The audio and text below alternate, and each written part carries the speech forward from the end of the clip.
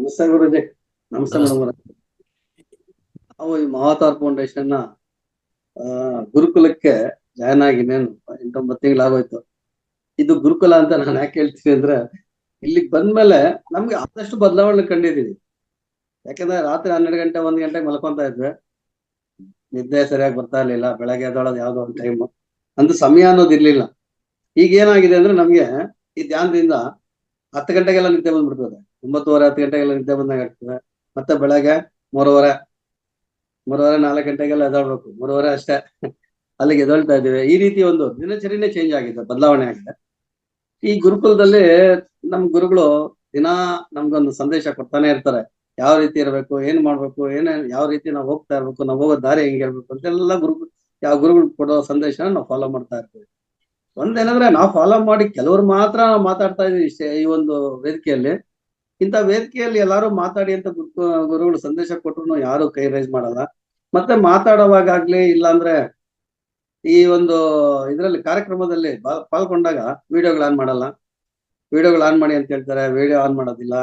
ಏನಕ್ಕಂದ್ರೆ ಅವ್ರ ಮುಖಚರ್ಯ ನೋಡೋಣ, ಅವ್ರು ಯಾವ ರೀತಿ ನಮ್ಮನ್ನು ಸ್ಪಂದಿಸ್ತಾರೆ ಅನ್ನೋ ಉದ್ದೇಶದಿಂದ ಗುರುಗಳು ಕೇಳ್ತಾರೆ. ಅದೇ ವಿಡಿಯೋ ಆನ್ ಮಾಡಲ್ಲ. ಮತ್ತೆ ಓಲಿ ಮಾತಾಡಿ ಅಂದ್ರೆ ಅದಕ್ಕೂ ಮುಂದೆ ಬರಲ್ಲ. ದಯವಿಟ್ಟು ಎಲ್ಲಾರು ಇವಾಗ ನಾನೇ ಇಷ್ಟೊಂದು ಬದಲಾವಣೆ ಆಗಿದ್ದೀನಿ.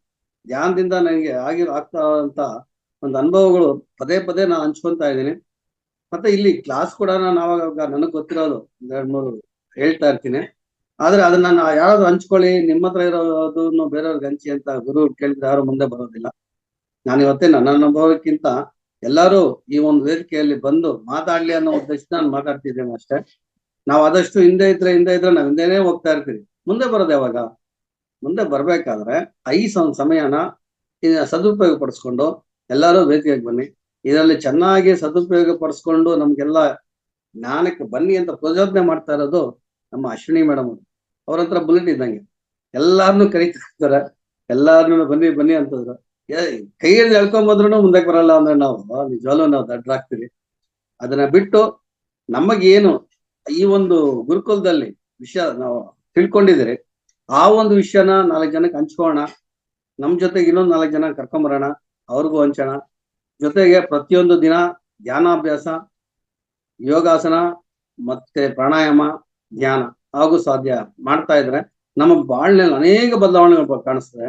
ಮತ್ತೆ ಇವತ್ತು ನಾವು ಔಷಧಿ ರಹಿತ ಜೀವನವನ್ನ ಮಾಡ್ತಾ ಇದೀವಿ. ಯಾವುದೇ ಕೆಮಿಕಲ್ ಇಲ್ದಿರ ತಗೊಳ್ದಿರ, ಟ್ಯಾಬ್ಲೆಟ್ಸ್ ತಗೊಳ್ದಿರ ನಾವು ಜೀವನ ಮಾಡ್ತಾ ಇದ್ರಿ.